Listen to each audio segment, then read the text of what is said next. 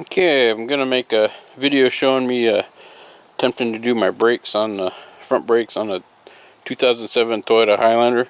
I'm not saying this is how you do it. I'm just doing it, filming it, and maybe you can figure out the right way to do it from my mistakes. So I got the vehicle lifted. If you don't have pneumatic guns and stuff, you'll want to break these loose before you lift it. And I always forget to do that, but luckily I have pneumatic guns because they can pop those bolt lug nuts off while it's in the air. And this is going to be a 21 millimeter. So for my first step, well, my first step was lifting the vehicle, but I got that done already. Is I'm just going to go and take all these off, and we'll take the wheel off. If you've never done this, there's nothing to it. You just take the bolts off, and the wheel should come off. It's going to be heavy, but roll it out of the way. So I'm going to do that, and I'll be right back. Alright, so I got the wheels off, and one thing, the rotors look, oh, they are down. Anyways, I always like to try to replace the rotors, but they're getting expensive. So I'm actually going to see if I can get these ones turned. And so I want to access the front of this. So my game plan is I'm going to get the keys of the car, put the keys in the ignition, unlock the steering wheel, and just turn these so this one's pointing out. And I'll do this side first. Well, this is going to be kind of a short video. I might have to retitle it. Well, I haven't titled it yet, but how to see if you even need to do rear brake pads. So, what if you were going to do them, let me get some stuff out of the way here. So, there's a window you can look through here, and I got a flashlight. It's kind of weird when it's bright, so let me zoom in here, and you see that little notch in there, right there. I believe that's a wear indicator mark, and I'm gonna wait till it gets down lower because it's still corner. I might think it's still got life left on the pad. There should be one on the other side, but it's kind of dark in there. See if we can see it. Sorry about that. Yeah. Flashlight's kind of big and in the way. But if I look in there without the, whoops, let me back out. Basically, you see that one there, and there's one on the other side. And I looked in there, and they're both good. That tells me my pads are still got some life on them, which is, I've never changed the pads on these, so these OEM pads are really good. They lasted a long time. I can feel it's gonna want the rotors turned, but I'm not gonna mess with it if it doesn't need to be done.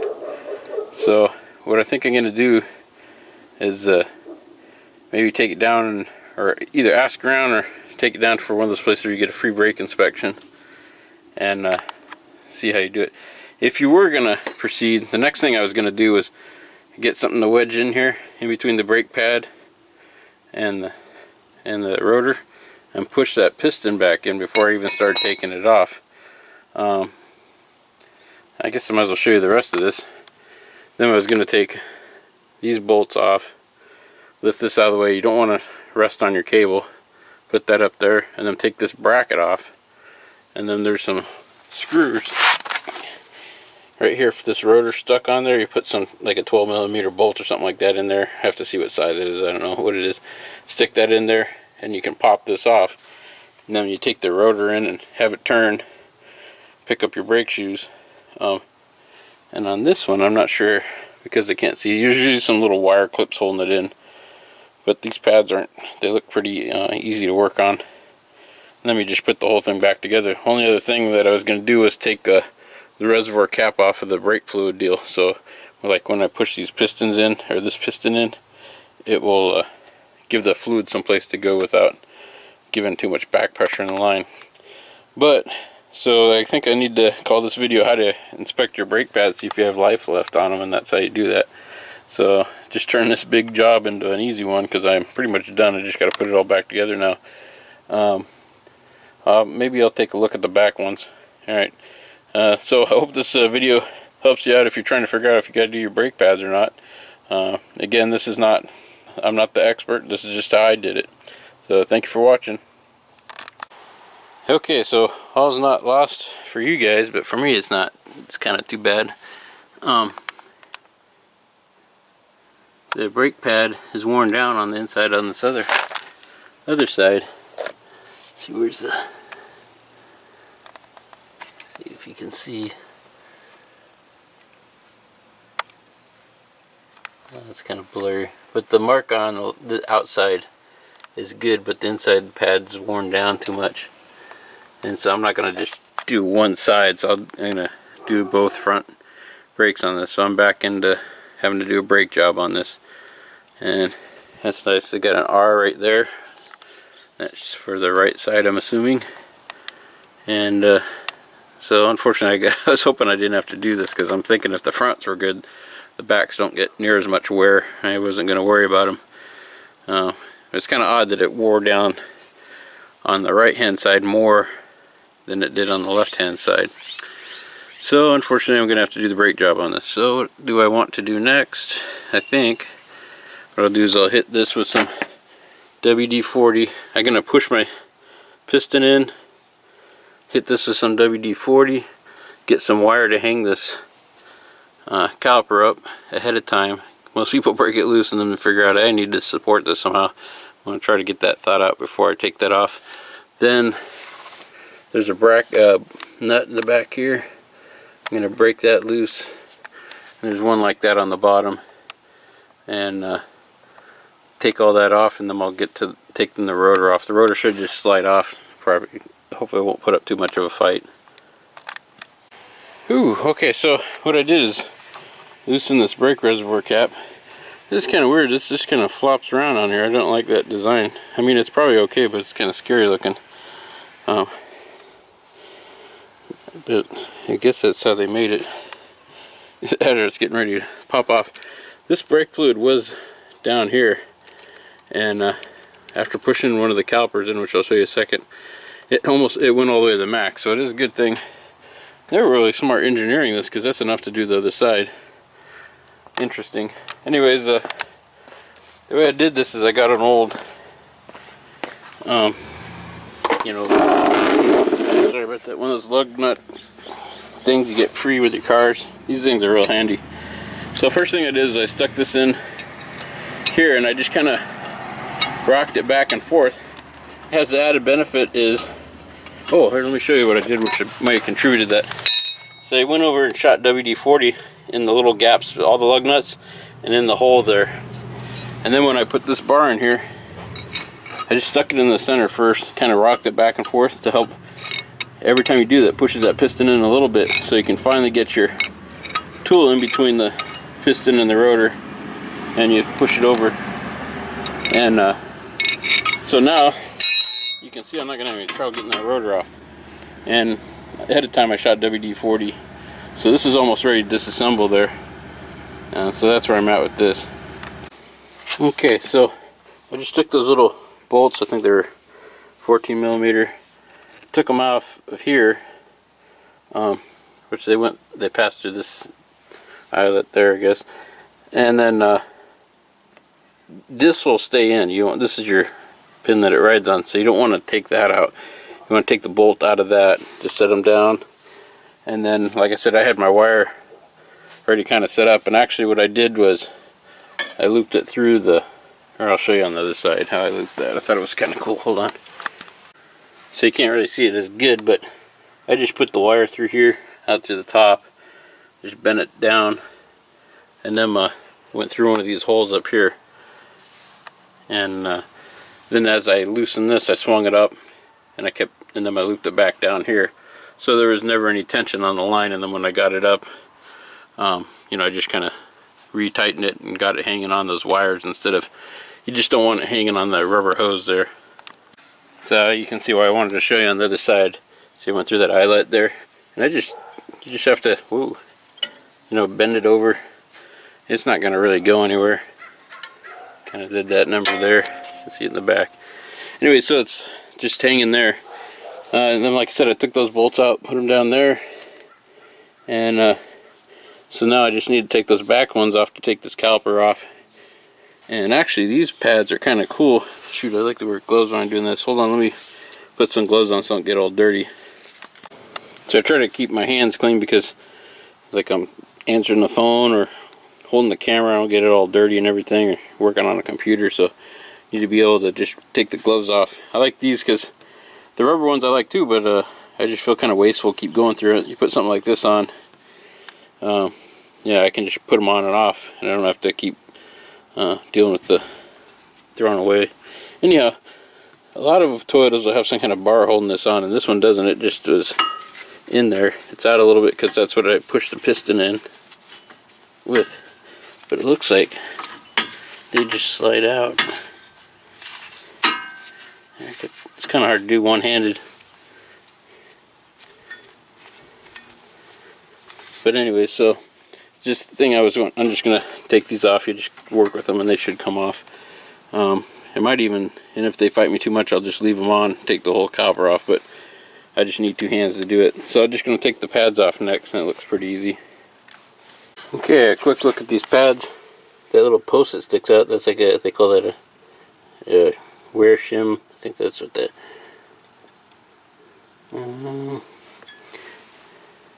Oh, okay, here's how that works. So it's got a little piece of metal, and see if I wore all the metal down, it's just getting kind of close to there. It'd eventually scratch on that, and that would start squealing right there. So it's a, if you hear your brake, you hear somebody with a squealy brake, that poor brake's trying to tell it, hey, I need to be fixed like now, because you're going to start tearing into your rotor, and then you got to replace your rotor, and so those are expensive. But anyways, that I took it off just like this, and so it goes to the top and on the inside. The other one, what I wanted to show you, this pad, I mean it's used, but it's got a lot of life left in it. But what I want to show you is, there's nothing right on the top of this, but this sits inside this spot right here. I'm too lazy to swing around, so I'm just kind of shooting this. You want to grease those up with, you know, proper brake grease, so that this slides in and out of this piece here. Will be metal contact. Well, it's not quite metal, but so it'll be, it might be. Anyways, so that the brake's sliding in and out of here. That's the only spot you should be greasing on your. Oh, here's a better shot of one right here. These little channels here, so that the brakes can slide in and out easily. And you can just ask at your auto parts store from brake caliper grease to go inside the hardware. When you buy new brake pads, if you get new hardware kits, this is the stuff they're going to give you, which is nice to have if you need it. Mine look pretty good shape. So I'll just see when I buy my brake pads. If I get them with hardware kits, I'll replace them. But the Toyota OEM stuff's pretty good. At a minimum, you should clean them up before you put your grease on them.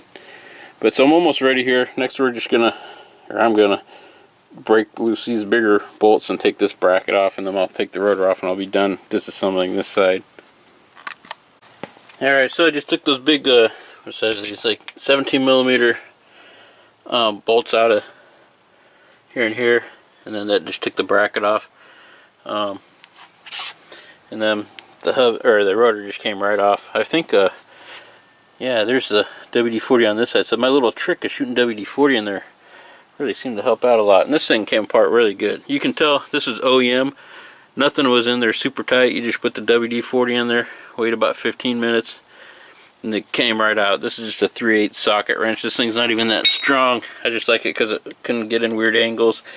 I wouldn't trust it reefing on it, but the extra length on it gives me a little leverage, but it's not very strong. It's just a Harbor Freight Pittsburgh deal, but this came apart really easy. Pretty happy with how this is going so far. So I'm basically gonna just get the rotor off on the other side. My big trouble today is gonna find a shop that can turn this, you know, with short notice. I don't trust the auto parts stores. They don't really get too much training on how to do them, and maybe some of them do, but some of them are just kind of like, they just throw some minimum wage guy back there, expect them to know how to do it, and they haven't really had that much training on it. It's not like they're ASC certified in brakes or anything. So I like to take them to a garage, and I think I can get it done at a garage, paying you know, what you walk-in prices, and get it done almost at the same price that you could get it done by an unprofessional counterpart, or, you know, part store guy. So I'll investigate that and let you know how that goes. Anyway, so all I can do is disassemble the other side, and then we'll catch you when I'm done with that. Alright, unfortunately, here's what happens when you gotta get that job done, but you're trying to video shoot, because when you video shoot, when you're a one-man show, it takes a long time to do this, and I really gotta get this wrapped up. So, my rotors, I took them in to have them turned, and it was actually just a little bit cheaper, actually, to take it to a regular automotive shop, independent one, and have them try to turn the rotors, than to take it to a parts store. And I trust the mechanics more than I do the auto parts people. Anyhow, so I had to buy some rotors. So this is a new rotor. Put it on. Little trick there is I just put on 2 lug nuts to kind of stabilize it, and then they're supposed to coat the rotors with a kind of like an oily type substance to keep them from rusting. Because the minute you take off a rotor, by the time I took that rotor to the shop to be turned, it was already getting rust on it. So that's how quickly they'll rust without some kind of protective coating. And so I just took some brake clean. I did this, you know, away from the car, but I did hit a couple of finger print spots there. So you just spray some brake, you know, parts cleaner, and try to get some of that oil off. Should probably wipe it down with a rag, but I'm just going to go with that. So all I did is I just put this rotor on. It's not rocket science, and then just hand tighten 2 lug nuts so it'll keep it from wobbling around. And what I think I'm going to do next is find where, oh, there's my brake. All I did is I pulled these pins out. They looked in good shape. You just want to make sure your boot's over the edge of the lip there. And I just have some brake caliper grease, which I've already misplaced. But you just get some brake caliper grease, put it on those pins, and make sure, you know, that they can go in and out easily. I don't want to push on it because I got my finger. Put some gloves on, keep my fingers clean. But I just want to make sure they go in and out smoothly, and if they do, you're good to go.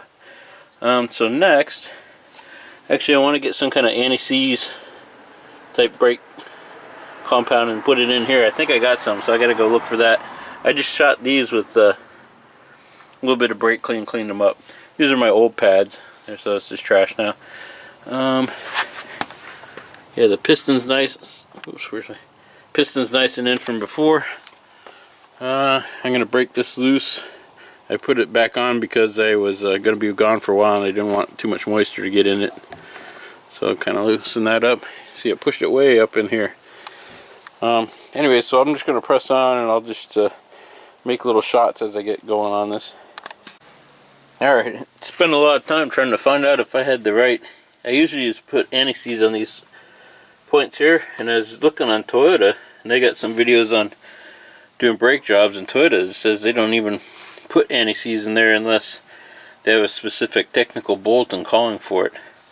So that's kind of weird. I'm just not used to doing that. Another thing, I took those lug nuts off because it was causing the rotor to kind of hit funny, and it's still really close, so I'm hoping it'll seat up. So you put the brake caliper on, and then you know, I tightened my bolts down and it pretty much centered it up. And I'm gonna torque those, but for right now I just just put them on there tight. And so I will just press on. I think what I'm gonna do next is I'll decide here. I'll figure out what I'm gonna do next. Okay, I wanted to show you something. I did get a hardware kit with my new pads, but this little clip comes off, and if you'll notice, it's on the beveled side, not on the top. I was actually trying to put it on the top, which I thought it actually looked like it was on the top. On the other side, here's a better shot of it, because it won't get into it'll hit the calipers if it's up top like that. But you need to transfer that anti-rattle deal onto your new one. Let me show you on the other side. So I got it in there, right there. So and here's a really good shot of those anti-wear indicators that I started the video on, and see how much more there is left of that. It looked like there's a lot left, but compared to the new ones, they really did go down quite a bit. I'm a little worried. We'll see how it goes there. Because I took this bolt off because it kind of hits on there.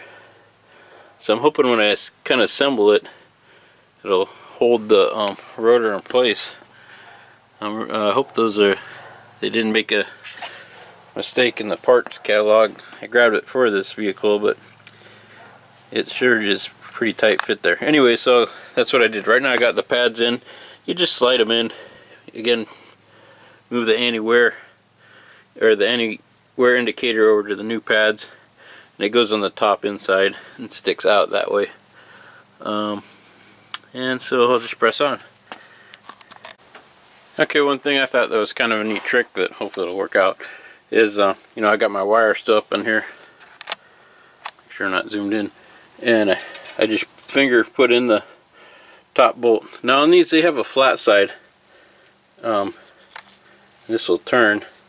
And so when you're putting them on, there's like a flat side on there. So you just don't want to make sure your round side's like bulging on there, so it's got to fit firmly. I'll try to get a better shot of that later on.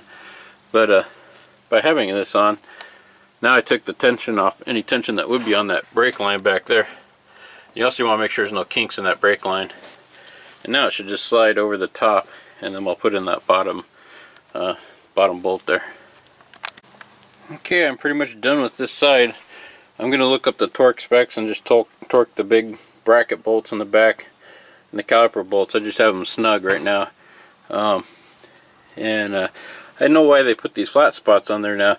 It makes sense if when you go to tighten this, if it didn't have that there, the pin would just spin in there. So that's so you could open it and close, you know, remove this bolt in and out, because it would hold the caliper pin for you. Kind of a cool design. And it squeaks because of the CV boot or whatever it's called back there. But I just took it and I spin it, make sure it spins freely. And it's probably, you know, it's a free floating hub design, I guess. Because when I put the wheel on it, then it'll bolt it up and the wheel will kind of seat all that together. But it looks like it's going. Of course, you're going to have to pump your brakes when you're done. And that will cause the calipers to seat in there tight. So I think we got her done here. Yeah, so the other side is pretty much just like this. I don't think there's anything I left out. So at this point, torque those bolts and then put the wheel on, torque the wheel lug nuts on, and then, you know, do the other side, and then make sure you pump your brakes. That should be enough to show how I do this job here. Again, this isn't necessarily the right way to do it. This is just how I did it. Anyways, hope you liked this video. If you liked it, give me a thumbs up. If you subscribe, you'll see more videos as they come out. Thank you for watching.